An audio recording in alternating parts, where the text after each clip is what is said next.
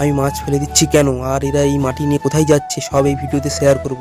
আজ সকালে ঘুম থেকে উঠে দেখতে পাই বাড়ির চারিধারে মাটি ফেলছে। তো আমি গুটি গুটি পায়ে হাঁটতে হাঁটতে চলে আসি যেখান থেকে মাটি নিয়ে আমাদের বাড়ির উঠোনে ফেলছে।